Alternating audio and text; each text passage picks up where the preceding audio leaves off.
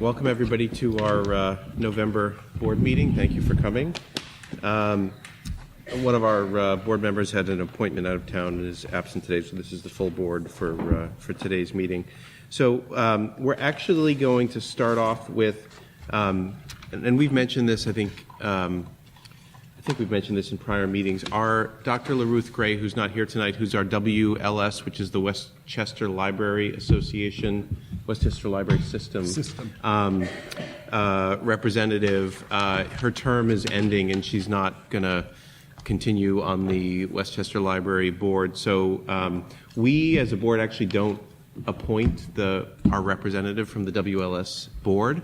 But we are asked by the WLS board for suggestions of representatives. And so we are going into a brief executive session to discuss sort of a personnel matter around that topic.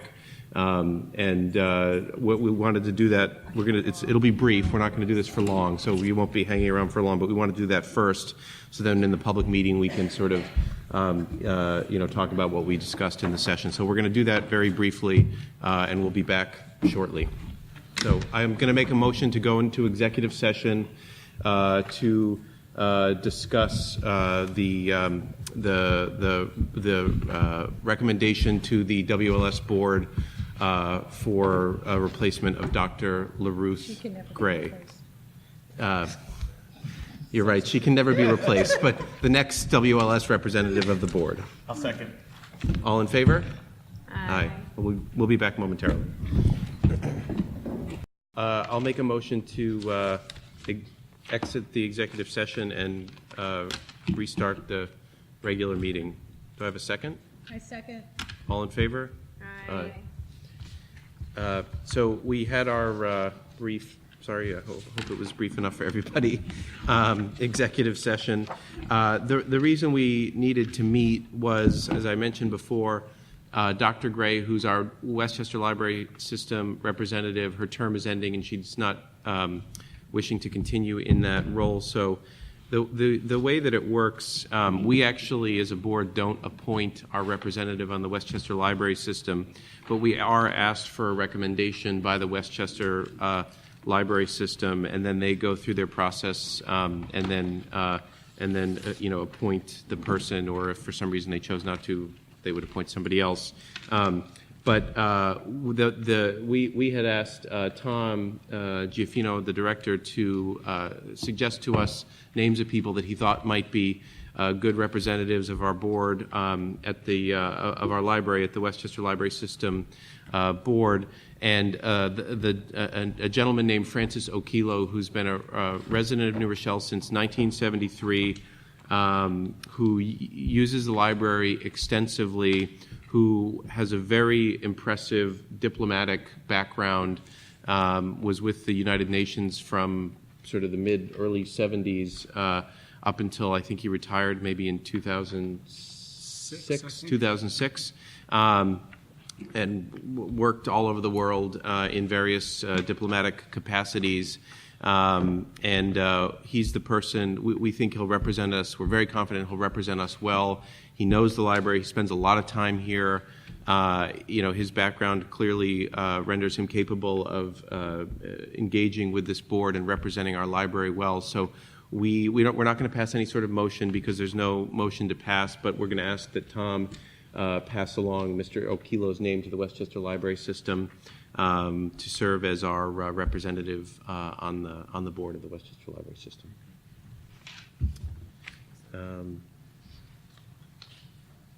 And then we'll continue with the regular. Let me look for the agenda. Misplaced the agenda. There we are. Thank you. First item on the. Do we want to do public discussion first, or? Sure. Okay.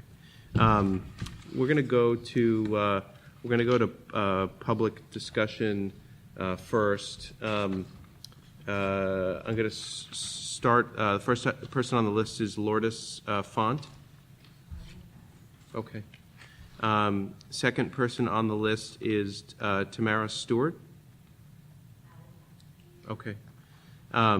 Second person on the list is Vincent Malfitano. If I pass, can I ask to speak later? No, this is the public discussion period, so this is... Correct. Okay.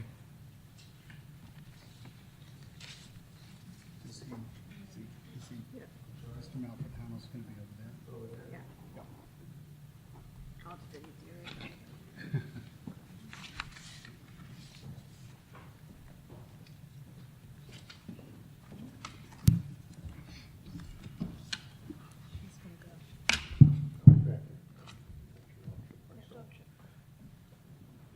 Good evening. I'm Vince Malfitano, 40-year resident. I have some young kids and older kids. We've come to the library very often. I thank you folks for doing this job. But as a parent and a New Rochellian for many years, I was very concerned about something that I saw in the monthly calendar, which I check now and then to see if I want to bring my 5-year-old over or my 11-year-old daughter, 12 now. And I just want to read it briefly. It'll only take a minute, and then comment on it. This is a program listed under children's programming, not adults, children. It says November 17th from 1 to 2:30. After the Thanksgiving Day parade, everyone's invited to enjoy Drag Queen Story Hour, a popular national initiative in hundreds of libraries, schools, bookstores around the world. Drag Queen Story Hour captures the imagination and play of the gender fluidity of childhood, and gives kids glamorous, positive, and unabashedly queer role models. In spaces like this, kids are able to see people who defy rigid gender restrictions and imagine a world where people can present as they wish, where dress up is real. Angel Electra, a resident of Yonkers, will bring stories, crafts, and charm, and lots of fun.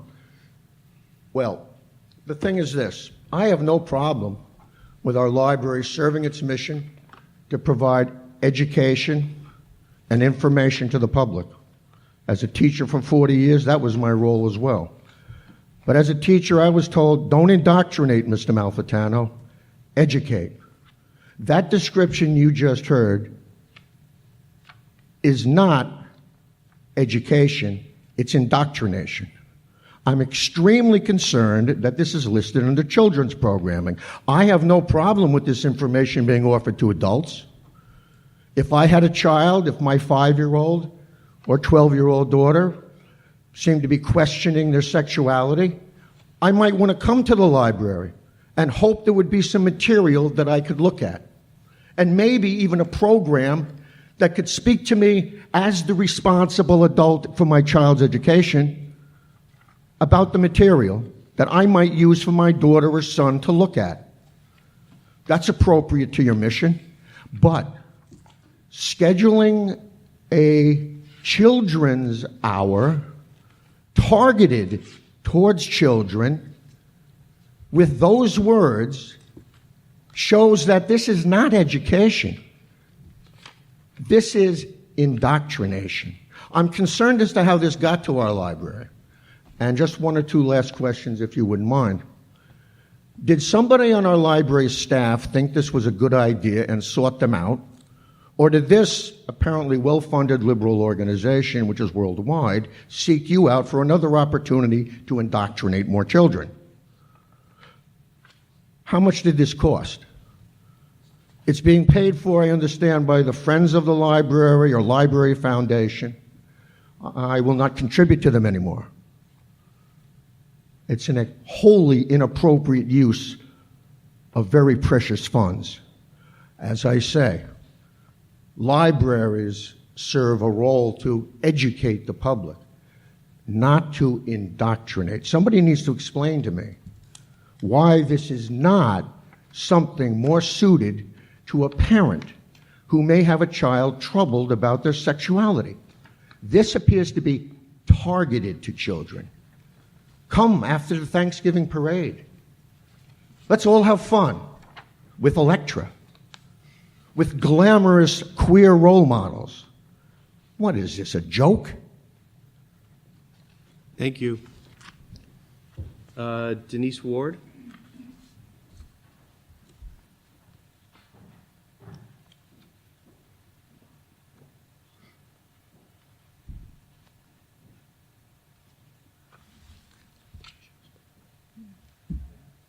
Up here.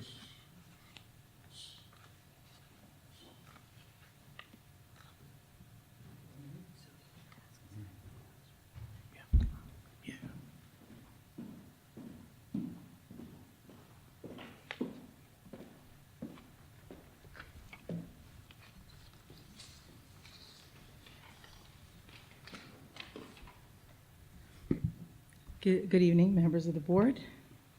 Good evening. I spoke with, actually, Mr. Jaffino, Mr. Jaffino, Dr. Jaffino? Oh. Either or. About 2 weeks ago when I heard about the presentation by Electra coming up.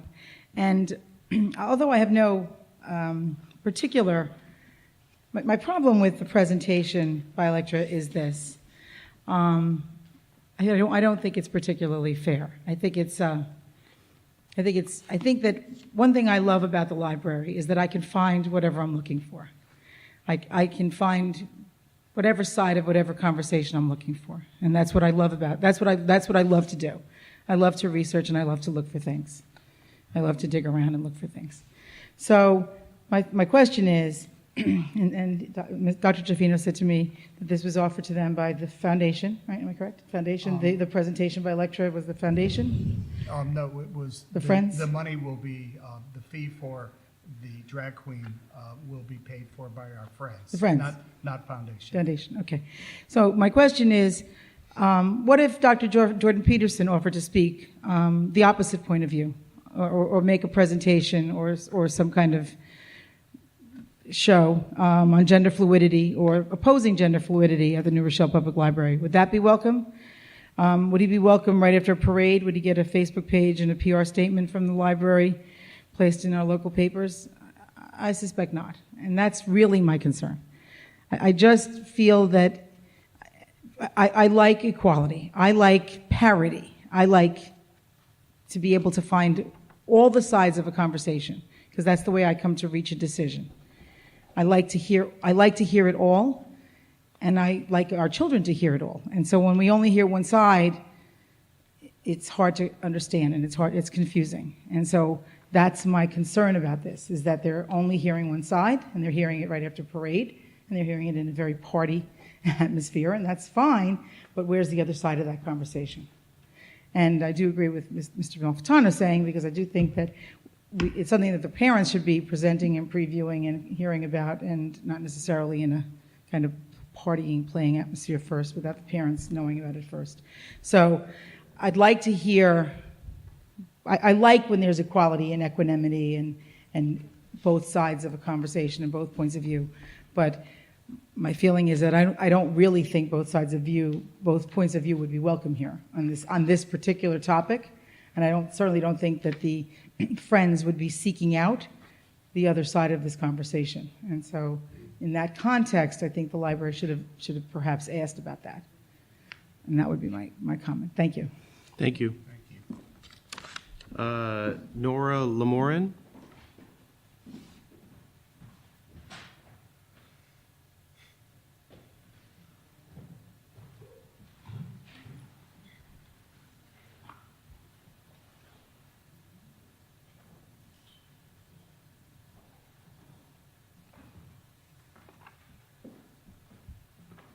Hi, thank you.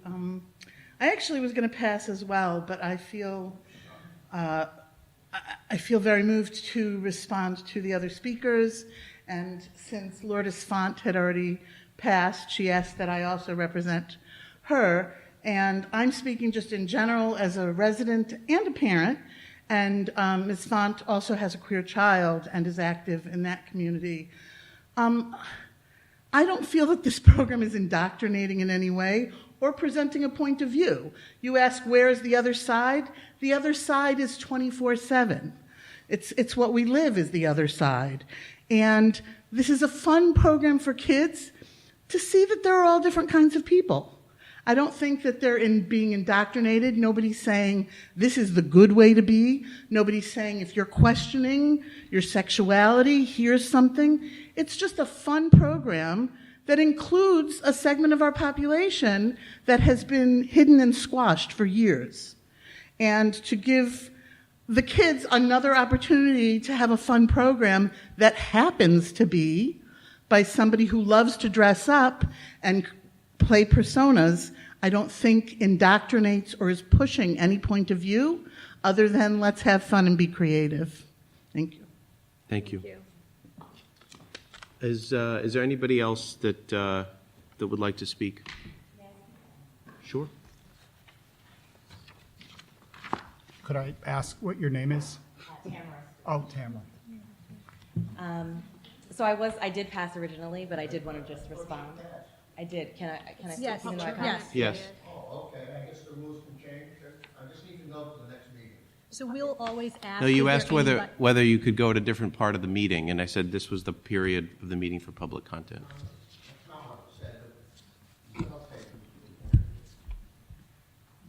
We'll always ask after the last speaker, is there anyone else who wants to speak? Even if they said they can? Yes. Absolutely. We'll always ask at the last speaker. And I should say, I thought I was passing because I didn't know that there was a topic that was coming up, and then after you spoke about it, I wanted to react to it. I do think that, I guess, in this diverse world that we live in, I think that it's nice to be able to have programming that is representative of the culture. So where there's programming that you can actually be able to decide if you'd like to attend or not attend, I don't think that it is indoctrination. I think it is diversity at its best to being able to have this programming available to the community. And I think that the world has changed and is changing, and I think that we need all the children in our community to know that they are loved and accepted just as they are. So I think that it is really important to be able to offer programming like this at the library for children to be able to understand that this is what the world is that they will grow up in, and that they are accepted if this is something that they enjoy. Thank you. Thank you.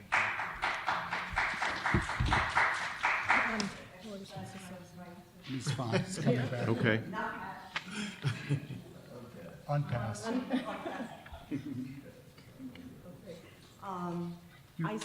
If you could speak into the microphone. I simply want to thank you. I did not know that the program was in the library. I think it's a wonderful idea. I think it's a courageous idea. I think it's an enlightened idea. And if my daughter is, 30 years old, if there had been something in the library at the time for her, her life would have been so much easier. And herself and her sexuality would have been so much more welcoming. And we live in a progressive household. So she never was told by either of us that she had to be one way or the other. Yet she struggled because the rest of the world does not allow to play and to see and to experience. So thank you very, very much. I applaud you. But why am I surprised? Because this is who you are all the time, and I really appreciate who you are. Thank you. Thank you. You're welcome. Okay. Is there any?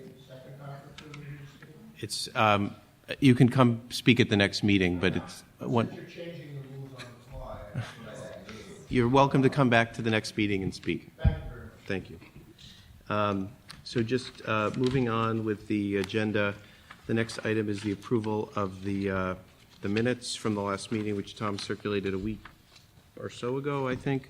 About that. We'll just give everybody a minute in case you haven't been able to look at the minutes.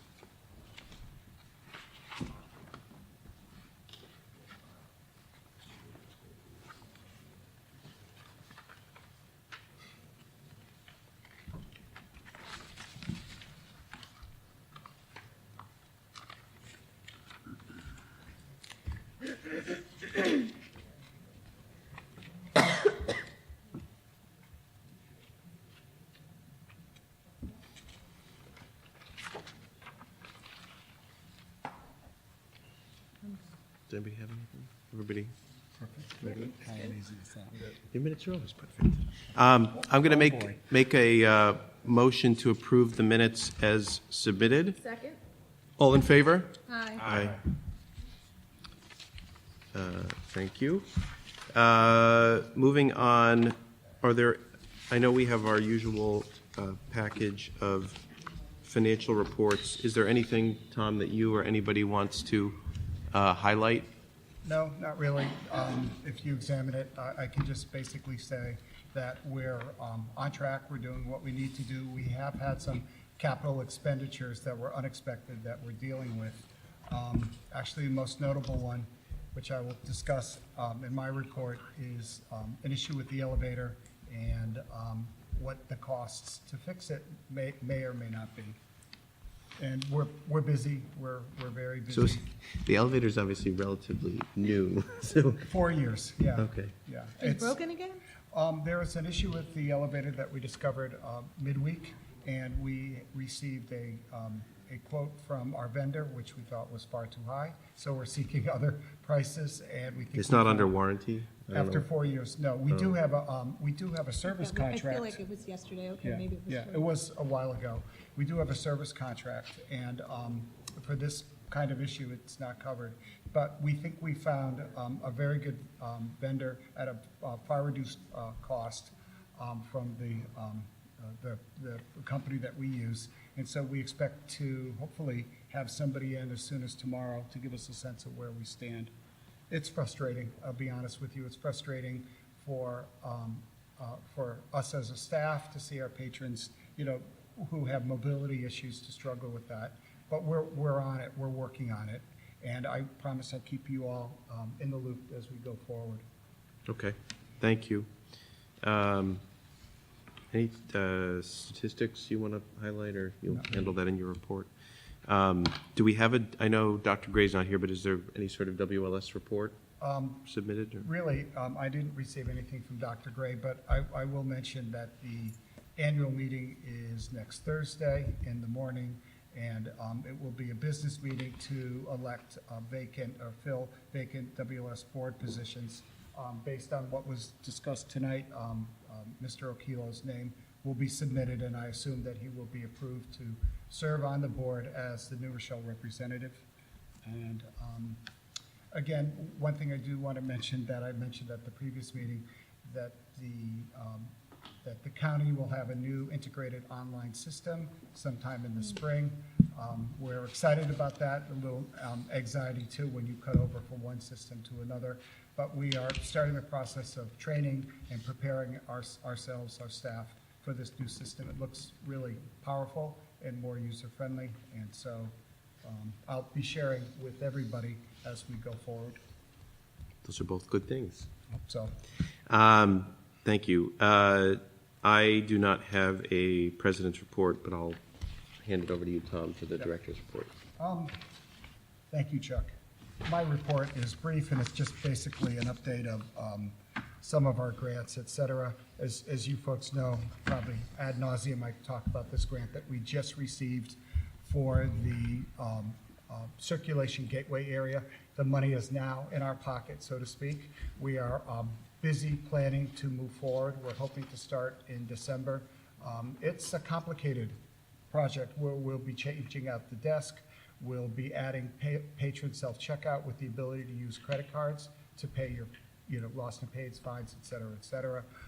We're going to be adding a shelving for patron pickup holds, a new security gate, new security desk for our guards, along with the ability to monitor what's going on in the building with our cameras, which is really important. My whole staff is engaged. It's exciting, and we hope to have a whole new face for everybody sometime in early 2019. So there's that. In terms of the two grants that we applied for and received preliminary approval from the WLS board, still pending, of course. One is the second floor renovation, and we expect to receive formal approval, believe it or not, in June of 2019. And we expect to receive the money in August, September of 2019 for that grant, which is approximately $160,000, and a much smaller grant for our Huguenot Children's Library. The boiler, 25 years old, is ready to leave, and so we have the money to install a new boiler. So just waiting to receive that money as well. In terms of other things that are going on, through the good graces of Senator Stuart Cousins, we're still waiting on this EDAP grant that will help us with our infrastructure projects. No word yet. Hoping to get good news that we will receive $100,000 for our projects. It would be very exciting and helpful. Let's see what else. Just basic information, the foundation board meeting will take place not this Monday, but it will take place on November 19th. And the planning is moving forward for a very exciting gala event that the foundation will hold on May 9th. It will be at the Davenport. It's the 25th anniversary event of the founding of the foundation. And I'm hoping that all of us here in this room and everyone else that is watching this meeting will consider attending, supporting the foundation. Thanks to their generosity, we have been able to reconfigure our building in terms of many infrastructure improvements, services. They've given us in excess of, I believe, since its inception, over $3 million. So they've really made a big difference because you, the community, have made a difference in donating to them. So that's an important event, May 9th. I hope you put that on your calendar to consider to support them. Our friends are moving forward too as well. They have a book sale in December, which is the holiday book sale, 6, 7, and 8. And of course, this elevator might be putting a spoke in the wheel of this book sale, so we're hoping that everything will be fixed with our elevator at that point in time. Again, I ask you, if you're looking for a holiday present, Friends have amazing books at very reasonable cost. Please consider stopping by. They have DVDs, they have music CDs. Their board meeting was canceled this Wednesday. There may be another meeting coming up in the near future. I'm just not quite sure. And that is it. Thank you. Is there a personnel report? There is. I've got some good news.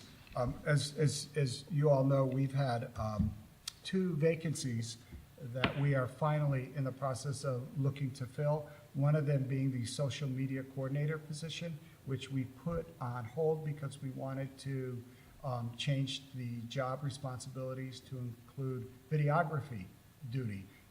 The videography that occurs every month for a board meeting.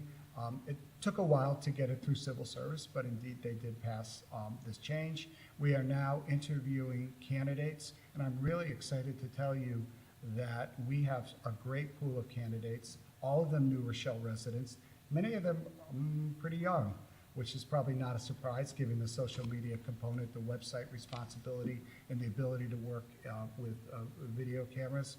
So we have, at this point, a really happy dilemma where we have really good candidates. We're talking to people. We're going to interview tomorrow again.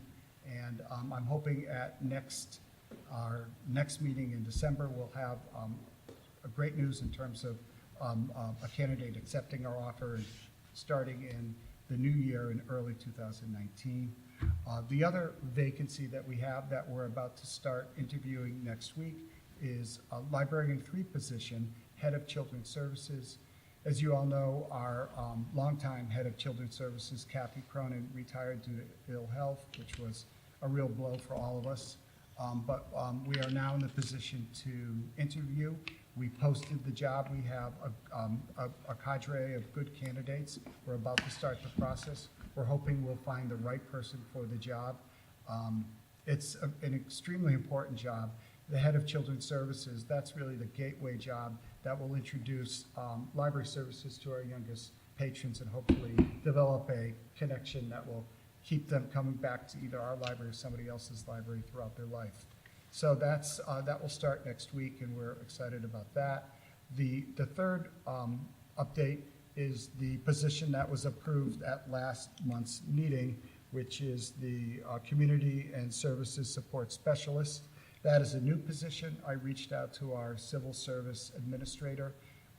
She could not promise me that it would go before the commission on November 21st, but she's hoping so. If not, it'll be December. But we're quite anxious to fill that position too, because of the importance that person has in terms of working with our population, our people, in terms of social service assistance. And also, we anticipate this person will also be liaisoning with the school district, and also help us coordinate our many, many, many partnerships that we have with our nonprofits in the community. So that's an important position. We're hoping to move forward with that. And that's it. I have a question. There's 3 different types of recording going on tonight, which is different than usual. We don't usually have all 3, do we? I'm just wondering what all 3 are. There's 3 different angles being taken. Okay. To facilitate editing. Okay. And since you brought that up, I just wanted to ask the executive director to get a little closer to the mic. Okay. Are you sure people really want to hear? Yes. Okay. All right, I will do so. We're getting angles. Right. Oh, yeah. Right. We have a new videography team. Our Okay. previous team had left because of other work and school obligations, and so we have a new team, very talented team. Welcome. Yeah, so we're happy to have. And they're getting our these folks angles. here. They are. They're getting our best sides, though one might argue each side is our best, but that's another conversation. Thank you. Committee reports. Budget Committee. Who's the chair? Is Corey the chair or am I the chair? I'm the chair. So the Budget Committee, no, the Budget Committee didn't meet, actually. The Finance Committee met. But the budget, we were going to ask the budget, and you guys were going to say. There's an ask for the Budget Committee. Yes. We asked, the Needs Assessment Committee asked the Budget Committee for $5,000, for $10,000 for a consultant for the needs assessment. So we were going to talk more about that, but we did make that request.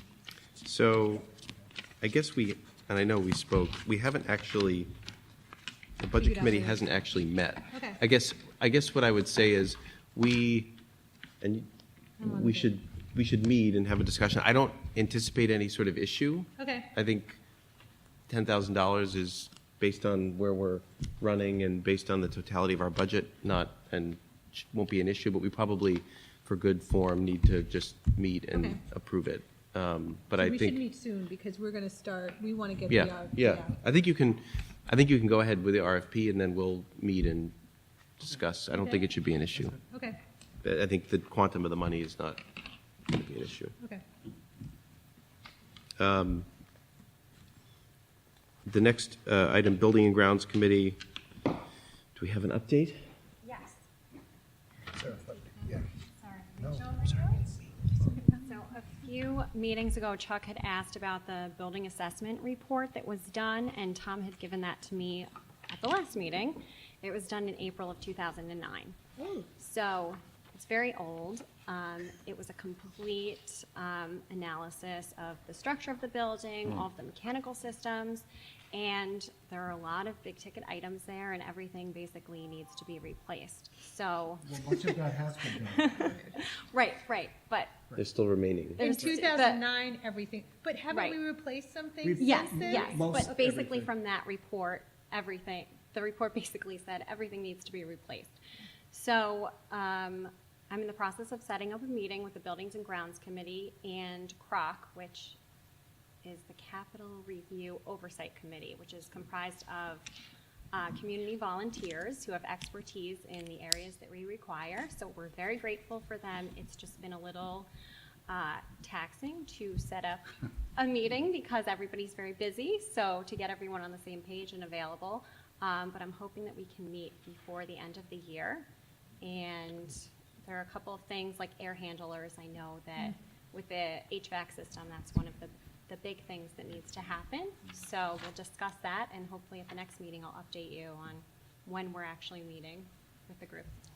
That's great, thank you. And I think, just thinking about time-wise, we'll go into, we'll obviously have the annual budget vote in May like we always do. And when do we have to finalize the budget for?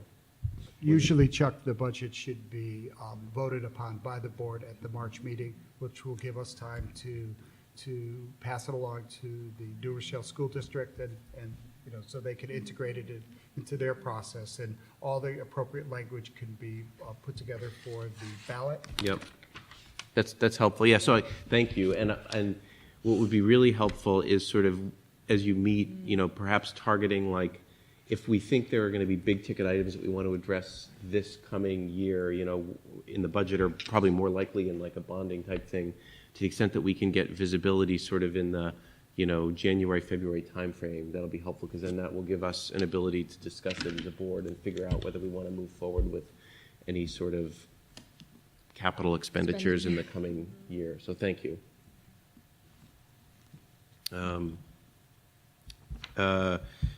Community relations, do you have a report?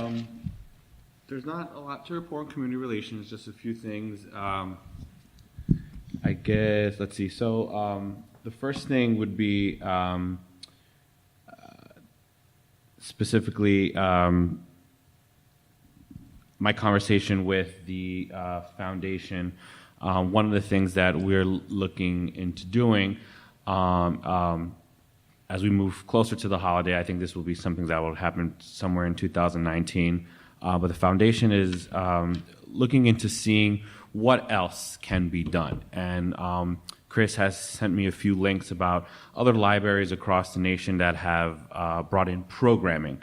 And that's something that we want to look into specifically. And Tom, and you and I have spoken about this a few months back, about what else can we bring into for our teens and young adults in our community to really enhance not only the area, but in programming, to make it very captivating, engaging, and really be up in the same level into what the school district is doing, so we can enhance the programming and exposure to different activities and resources.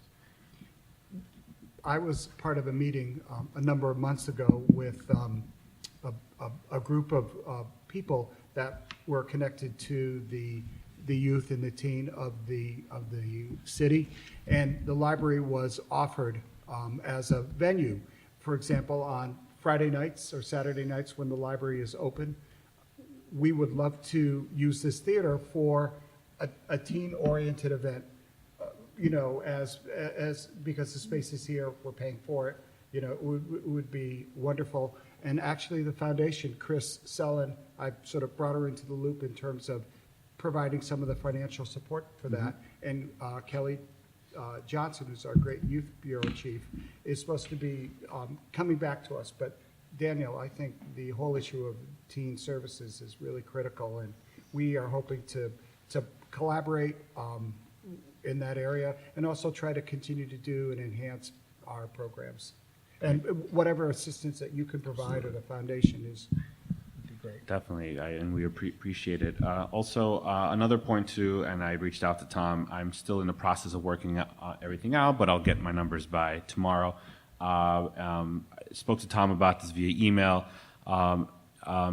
I usually get a couple of donations of turkeys and prepared meals for families, so I'll be reaching out to, probably, if not tomorrow, definitely Monday, to identify those individuals that come to the library that you think that would benefit from frozen turkeys or meals that will be delivered home. The library being a social hub, not only for learning and reading, but also for services and anything that we can do to help. And again, we're all in this together as a community. So when we see our fellow community members in need, and we can identify that as a social hub, then we do what we can to kind of help them out. So you have identified people? Well, we haven't For identified library. people yet. Okay. I'm just identifying the amount of okay. turkeys. Okay.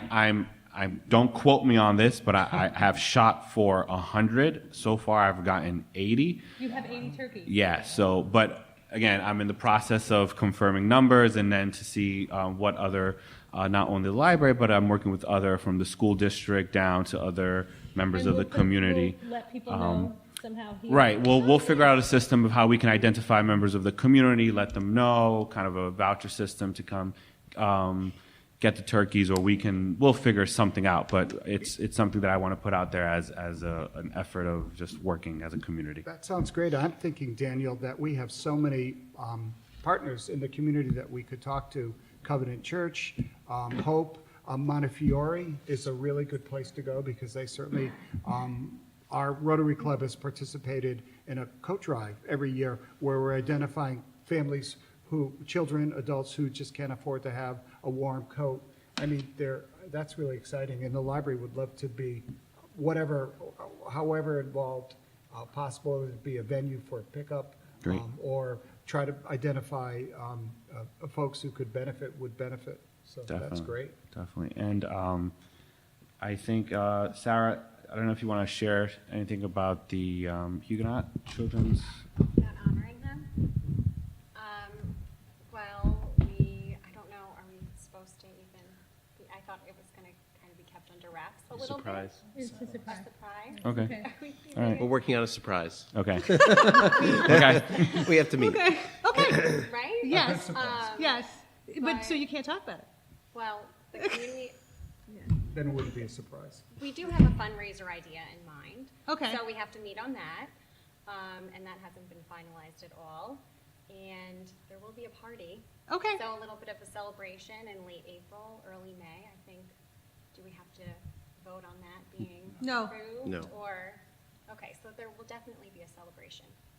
That's And good. then as far as a fundraiser, we're still deciding what that will be and what sort of physical improvement we're going to make to the space. I thought that it was a good idea to maybe involve the community because the people who use that space, I think, would have a really good idea. I was actually at the library this week a couple of days, and I was just doing an informal poll saying, what would you like to see in this space? So I was wondering if maybe we could set up a poll and kind of, Yeah. I don't know, leave it with the librarian or just have whoever runs the programming in the basement, if they could just announce it to people that are attending that the library is looking to do something out here. Do you have any ideas or? Yeah.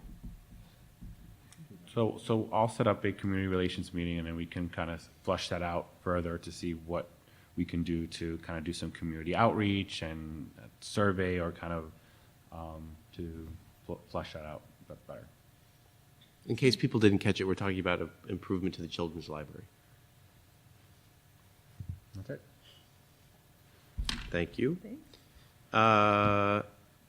Finance Committee. The Finance Committee met. So Tom, Chuck, myself, and Gene had a meeting a couple of weeks ago.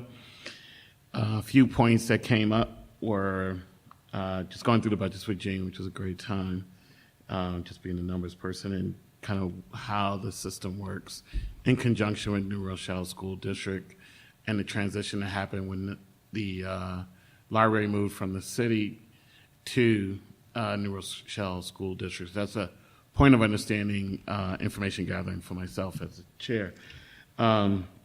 Next, we went through, Tom was grateful to share the insurance valuation of the library, which is pretty surprising. And there's some more research I want to do on the number that came out from the insurance company, but what's reported right now is $35 million for this building. But I want to understand where the value comes from. It could be from the books, it could be from the physical structure. So that's more research that I would need to do. When was the last time? I'm just curious. Like, Yeah. when did that value come from? When Last year, Last Oh, so year. they do. The insurance company Insurance does something company, yeah. every year. Got Yeah. it. Interesting. it was $30 million with 3 or 4 years ago. Now it's Interesting. 39, 35. 39. Yeah. 35. 35, but 4 with the children's library, total 39. So yeah. Interesting. Also, just discussing with Gene as well on how our financial systems talks to New Rochelle School District financial systems, and more of how we would, in the future, be merging over to New Rochelle School District's financial systems so we can all talk the same language and come to financial reporting. Went through the balance sheet, and that's when we understood that there's could be possibly significant value of the library and how we treat that on the balance sheet. Those are the highlights. One recommendation I want to make as a finance chair is we do have warrants that are signed by the board members. Bills. The bills. All right. They're not gonna. Okay, bills. All right, all right. Warrants authorizing the payment Payment of of the bills. invoices, All right, yeah. Right. And so, just from a business and checks and procedures point of view, checks and balances, usually you want someone that's aware of the financial commitments and budgets, signing off on those warrants so they know that those funds are being allocated correctly. And we currently we don't have that in place. So I want to make a motion that we change the warrant procedures to include at least one person from the Budget Committee and the Finance Committee that signs off on those warrants, as well as anyone else from the board. So, And is it one or the other? yeah, one or the other. Okay, so Yes, somebody Gene? from the Budget Committee or the Finance Committee is one of the signatories on Yes. any warrant. That's right. Ms. Manning has raised. Yes, one or the other. Exactly, right. It's not even 6 people. It does, it's, Yeah, we'll have enough people to cover it, right. I know what you're saying. Right. One signature from budget or finance. either committee and then one from the board. Anybody. Anybody on the Anybody board, else. right. Because what's happening is if you sign off and you're not in the Finance or Budget Committee, how do you know? So it's really checks and balances. Sarah and I just signed all these warrants right here. So. Well, it's moving forward. Okay. Right, see, something like that, right, exactly, my point. So do you Oh. want to make I is just that a made a motion. policy change? Do we need to make a motion? Yeah, I was also just going to make a suggestion, which is something my accountant does for me, which is a summary of all bills, checks that he has cut, or things that he's just. She does that. There's Yeah. a summary on it, on top. There's not? Or whenever. We get it. Yeah, we get a monthly. Yeah, we get it. Okay. Right. Right. So just that there's multiple modes, not just when you're signing the check, but also that we have a summary. We get so, it. Yeah. Okay. Yeah, no, I know. I'm just saying that, yes, I know that that's there, and I do look at it. But I'm not on either of those committees. Okay. So I'd like to make a motion that the Finance or Budget Committee has to sign off on the warrants. A member of the Finance. A member of the Finance or Budget Committee, in addition to any board member from the Rochelle Public Library. I second. All in favor? Aye. The only thing that I would say, we should just monitor and make sure it doesn't become operationally Yeah. challenging. burdensome. And if it did, we could perhaps put like a dollar value on it or something if we had to. Okay, But yeah. but I think why don't we start with this and see how where it goes. Okay. I think it's a good idea. And that's And then it. we should make sure they have, I'm sorry, just make sure they have a list of who that is. So because they email us, Right. we need, Right. You've we got the need committee signers. list, yeah. So Yeah. just make sure. We have the list. Okay. Yeah, no fears. And I would, not to toot Corey's horn, but I'll toot it a little bit. I was in, not the whole session, but part of it, and we're lucky to have him on the board with his financial expertise because he asked a lot of very good questions, and so very helpful. Thank you. You're welcome. And that is it for the Finance Committee. Who knew the Finance Committee could be so exciting? Right. Well, he's going to talk again. I'm going to talk.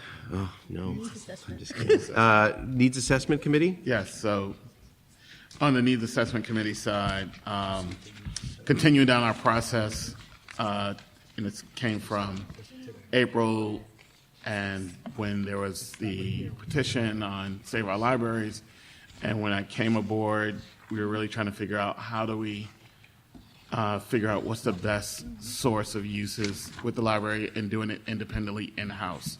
And in July, we offered up, August, I think it was, we offered up some research that we found around the library, and part of that was coming up with a transformational summit that the community completely can be involved with and give their thoughts to what they want to see with the library, with the structure. So we continue down that path.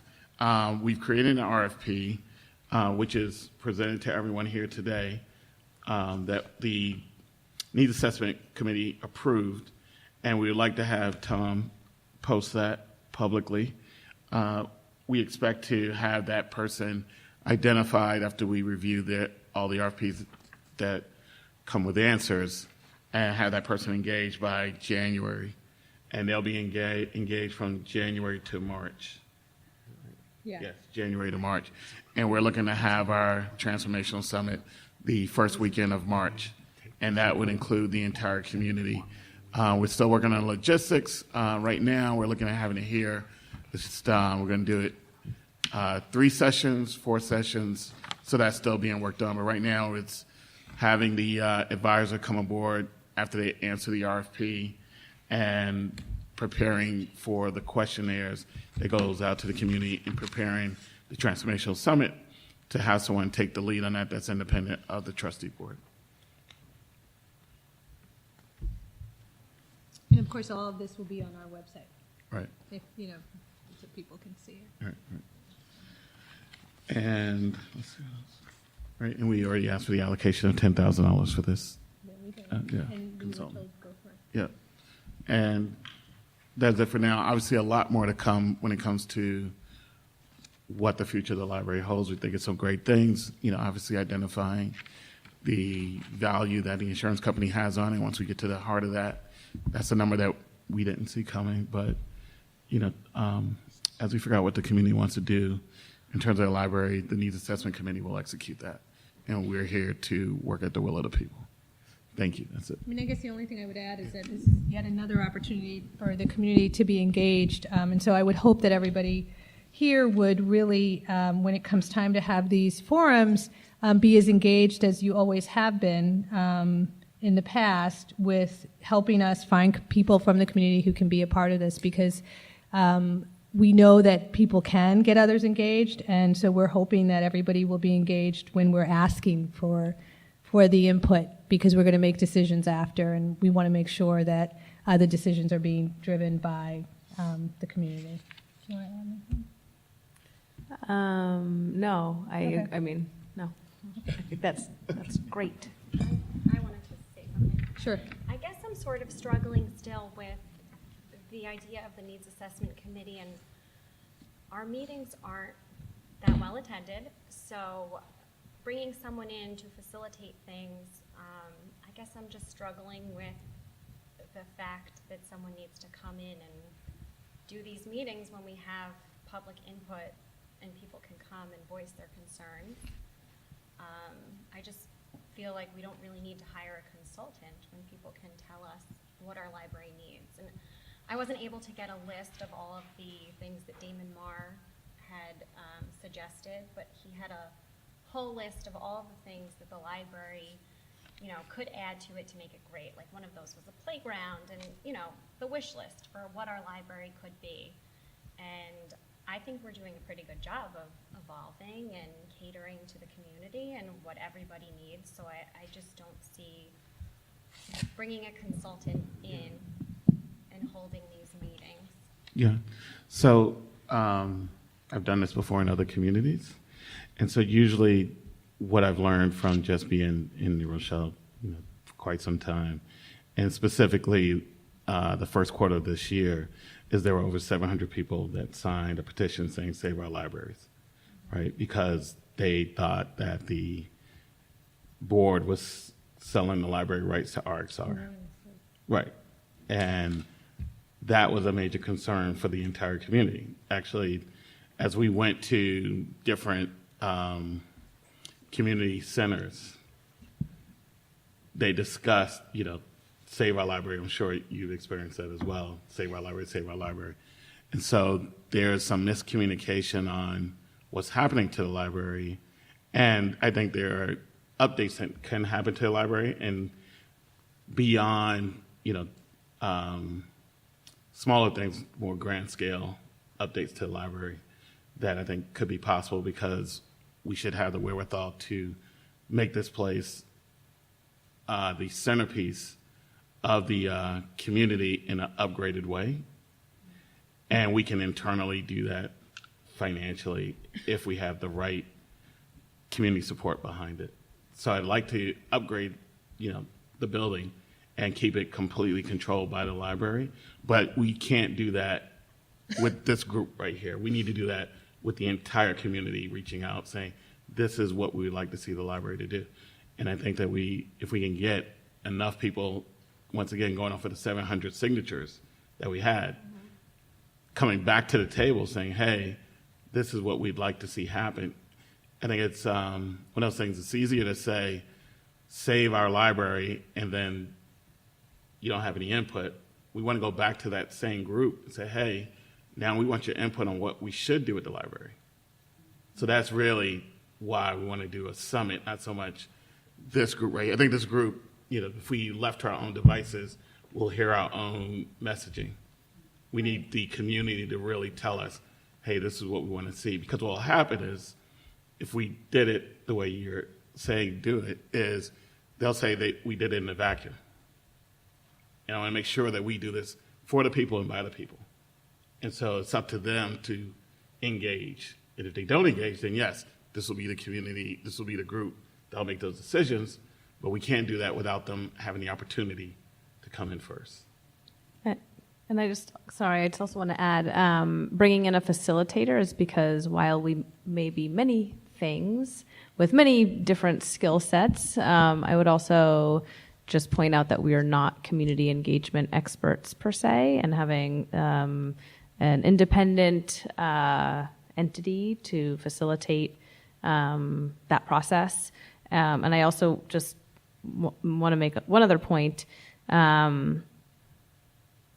I think coming from the framework of voicing concerns is still kind of keeping that mentality that we're selling the library and, oh no, we're selling the library and let's all react and respond to that. I think the whole point is that we're reframing everything, and we just got a valuation, we have an insurance valuation of our library. We know it's worth a lot, and making improvements to it is something that we can do internally, and having nothing to do with anybody else, no developer, no nothing.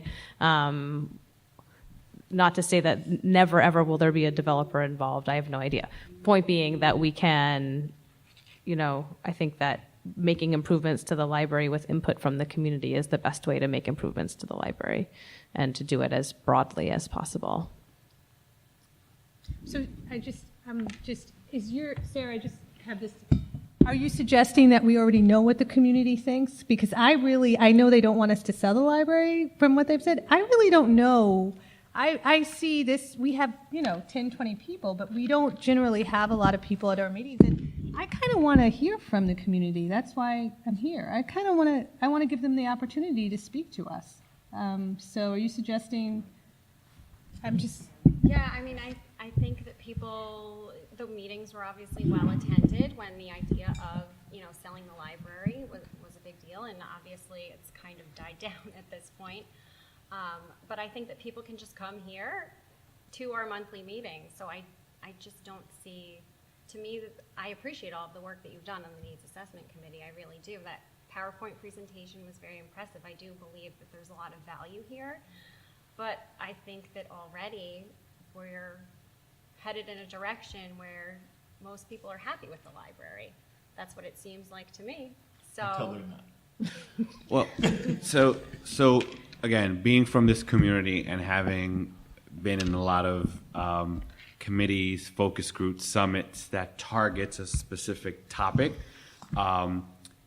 what happens in this community, and we see it, and I think we all can agree to that, because we're like, oh, I'm going to go to that because when we organize, or the community, or let's say, I can give an example, when My Brother's Keeper was formed and they said, we're going to talk about what we're going to do for our young men of color, and we want the community input.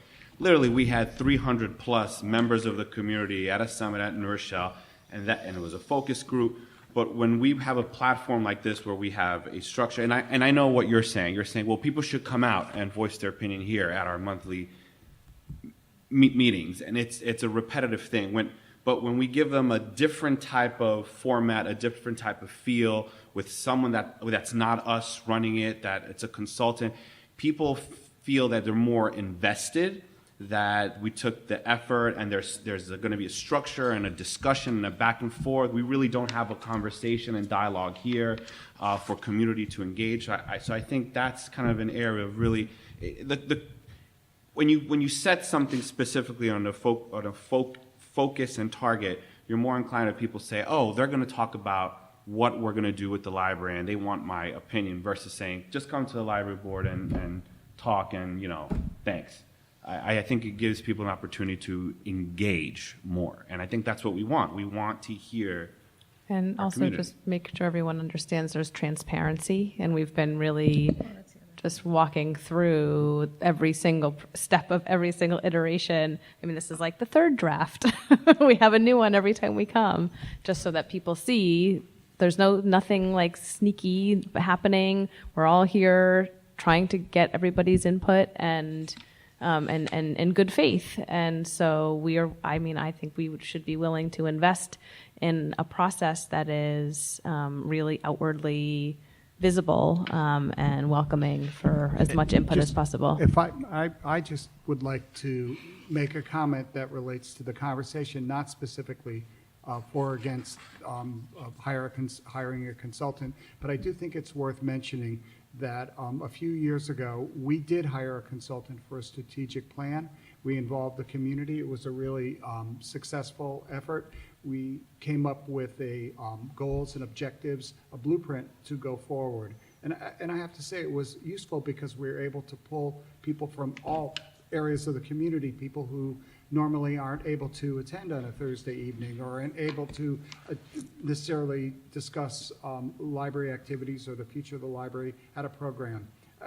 Just my experience in doing long-range planning, and particularly the one here, it was a useful exercise to directly solicit people for their ideas about the future. I just have one very brief thing to add.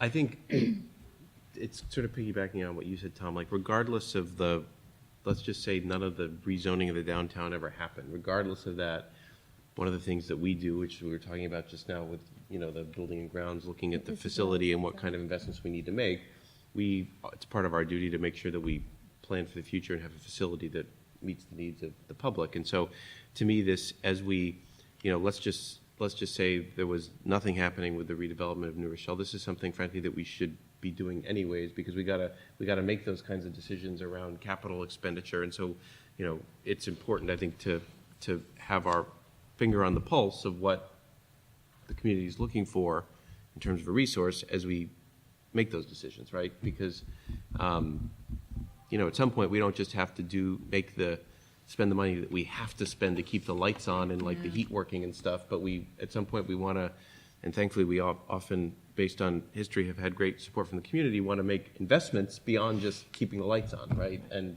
changing to LED light bulbs. Not that that's all not great, because it is, but things that people feel and really, improve their experiencing, in like big ways. And you can't do that in a vacuum. Or you shouldn't do it in a vacuum. You shouldn't do it in a vacuum. You can. I don't think we're in a vacuum, but it's a matter of it's what everybody's saying. It's a matter of the reality is, if you want to try to engage a good cross-section of the community, because people are the way they are, you have to go out and you got to take it to the people. But I think that's fine. With somebody That's that what knows we how do. to take it to the people. Yeah. I think probably any one of us, not any one of us, but if we could probably execute this on our own if we had unlimited time and this wasn't like a part-time gig. It's not even part-time, Yeah. a volunteer. Yeah. Well, I appreciate all of your explanations, because that does shed some light on more of the process, so I'm on board with that. Do we have to pass a motion? No. Oh, okay. I was like, are we voting? There's nothing to vote, okay. But the budget committee will meet on the $10,000 fee, but I don't anticipate an issue, so I would proceed with your RFP. I don't have an update. Personnel doesn't have an update. We'll go into executive session in December. Okay. Anything from the policy committee? No, Okay. Is there a special? I'm the You're special committee, Come on. thank you. It's not called special projects? It is, Oh. but I was laughing. Now it's just special. I just like, A special. we're on the special committee. I can report out on this, on the, you This is ready? exciting. I think so. So, no pressure, no pressure. Tom and I met with a woman a couple weeks ago now, several weeks ago, regarding her grandparents' potential donation in the form of 2 or 3 sculptures that they have currently sitting in their own property here in New Rochelle. Her grandparents, particularly, I mean, her grandmother is lovely. Her grandfather is a well-known photographer and with a lot of feathers in his cap. Really, really impressive collection, really generous family. And they had the foresight over decades to invest in some absolutely incredible artwork. I didn't want to leave. I didn't want to leave the tour and risked seeming a little creepy because I didn't want to leave. It was amazing. So we then came here and walked the grounds, and we're looking for locations suitable for these sculptures. And we're now in this kind of we're kind of waiting for a decision. The donation would be in 2019. And in reading, I sent out the gift and donation policy. What's interesting is that they have an estate, and I believe that whatever agreement we had with them would involve us, were we ever to not want the donations anymore, we would return it to the estate. That's not stipulated in our policy. Although, if paragraph 2 of our gift and donation policy can be kind of paragraphs 2 and 3 can be kind of finessed so that can work out with what their own kind of familial and estate policy seems to be, and I think we would need to look at that in more detail. But basically, we're basically stating that once we take something as the library, it becomes ours, and then what happens to it after that is at our sole discretion. Paragraph 3 says, however, that every effort will be made to abide by whatever agreement is made with respect to gifts.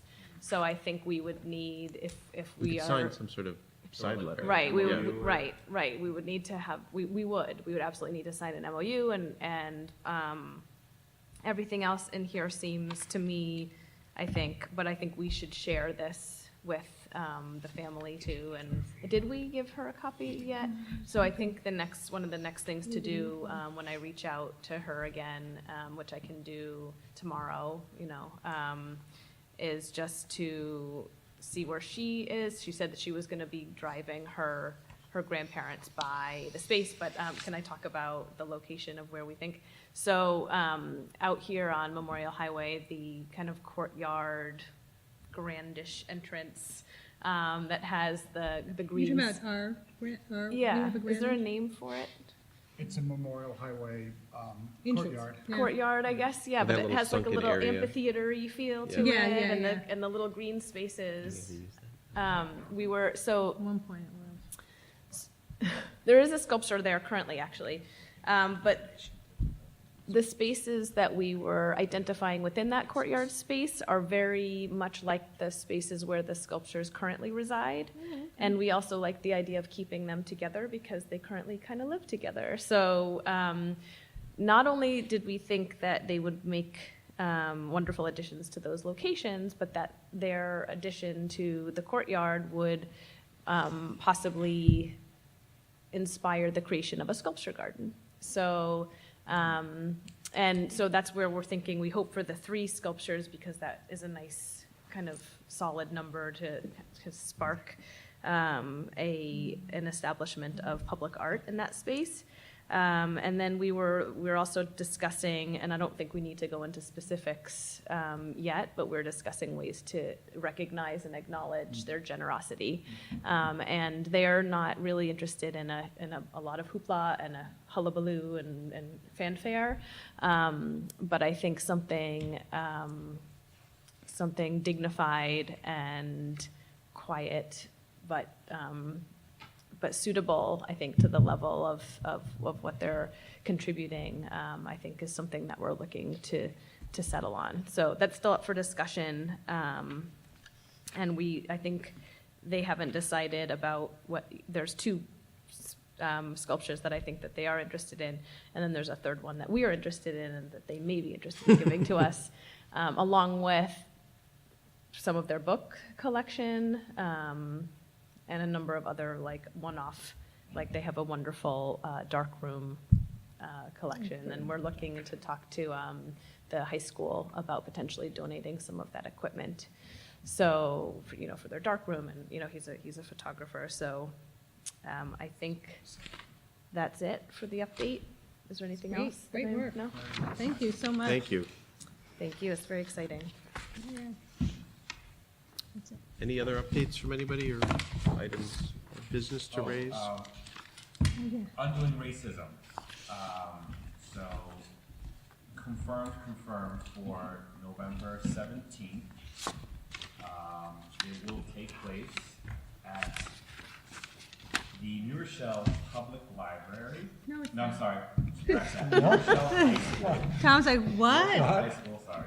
New Rochelle High School, room 207. You have to enter through the embassy entrance, so that's off of 265 Clove Road, the nice rotunda area. You can park on the lot, you Yeah. have to walk. Embassy entrance, Clove Road. Time frame for November 17th, we're talking a time frame from 11 a.m. to 6 p.m. I mean, he pushed it back, so do you think we'll be able to be on the float at all? We could be on the first Yeah. portion of it. Okay, right? good, okay, Yeah, so no. I'll bring donuts. It's of course, that whole area is going to be extraordinarily crowded, busy. It's hard to find a parking space. We all Oh, know yeah, that. It's yeah. really hard It's to gonna find be a hard. parking space at that point in the day. I'm just sort of giving you all a warning. Because everybody will be at the break. Is it Yeah. pancake? They'll be at the breakfast. pancake breakfast first, and then there'll be people who will be participating in the parade, typically leave their cars in that neighborhood because that's where the parade begins, right in front of the high school. Well, So it'll be a little challenging. You can walk. yeah, I mean, you guys, anybody wants to park at my place, you're welcome to. It's a bit of a walk, but Corey's And on the 18th, time frame is from noon to 6 p.m. Please know that the mayor and the city manager are planning on attending as well. So if you can please RSVP. That's not us, that's for the culture, and But that's, we do need. oh, we do, yeah, us. to get- Confirm. Yeah. So And if you do one day, you need to do both days, right? If, I mean, they like you to do both days. Yeah.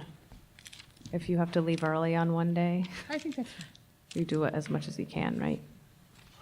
And I may not have to, So but just shoot me an email, so I can confirm for chair and programming and. I thought we all were gonna be there except for, were you not gonna be there? Yeah, I have a family obligation that day, It's 2 days. the 17th, the whole weekend. So I think, yeah, the rest of us. I think I have to confirm with. She's not gonna be All there. right. Okay. Great.